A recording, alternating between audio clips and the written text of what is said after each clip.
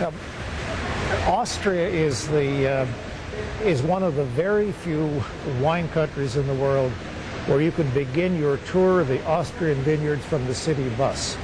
You can, in Vienna, you can get on the subway, and I've done it, or the city bus, and you can go to the wine region at the western outskirts of Austria. And there's winery after winery with lunchroom, and that's a great place to get an introduction to the wines of Austria.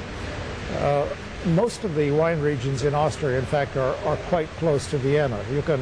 When you arrive at the airport, you can get into a car and you can go drive 40 minutes to the south, and you're in Carnuntum with great red wines. You can drive another few minutes and you're around Neusiedler See.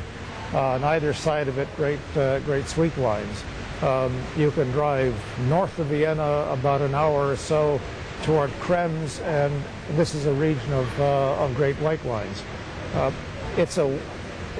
There are wine areas that are further than that, but it's a very compact area in which to tour wines, and very pretty. Three-quarters of the Austrian vineyards are planted to white grapes, a quarter to red grapes, and the proportion to red has been increasing. But obviously then with that proportion, you should expect to find outstanding white wines. The flagship white variety from Austria is Gruner Veltliner. And Gruner Veltliner is not seen very much outside of Austria and the countries to the east and south of Austria. In Austria, it's about a third of the vineyards.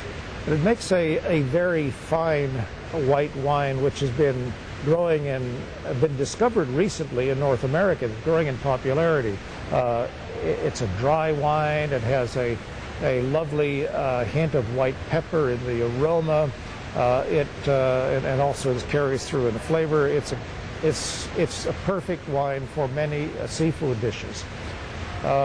As a matter of fact, I did a book on ice wine a few years ago, and I discovered that Gruner Veltliner makes an outstanding ice wine. So this is a very versatile grape, from dry to ice wine and everything in between.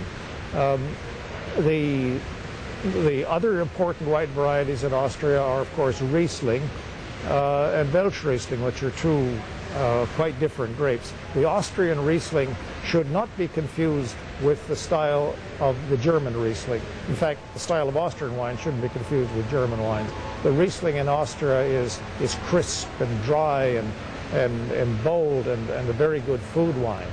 And the Welsh Riesling is also a good dry wine with a little more body and perhaps not quite the elegance of Riesling. I made the point that one shouldn't confuse, as much of the world has done for years, Austrian wines with German wines. A large volume of the Austrian wines are in fact dry table wines with no or very little residual sugar, whereas many of the German white wines have a little bit of residual sugar to balance the acidity, and they also have lower alcohols. Austrian wines are good, bold wines, 12–13% alcohol. They're wines to be had at the table with dinner, and the Germans, as we know, tend to drink their wines socially, and their wines are very suited to that.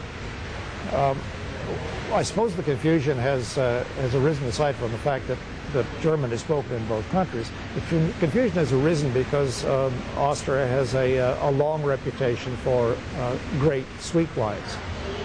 The first documented Trockenbeerenauslese was made in Austria in 1526. The area around the Neusiedler See, which is south of Vienna, southeast of Vienna, produces almost every year outstanding wines with botrytis, that are botrytis affected. That botrytis is something that clings onto the grape skins and takes out the water and concentrates the sugar, and creates a taste, great taste of honey in the wine. And the city, small city of Rusht, has been making these fabulous wines for 400 or 500 years. I think they're some of the greatest sweet wines in the world. I think they're still underpriced, significantly underpriced for the quality.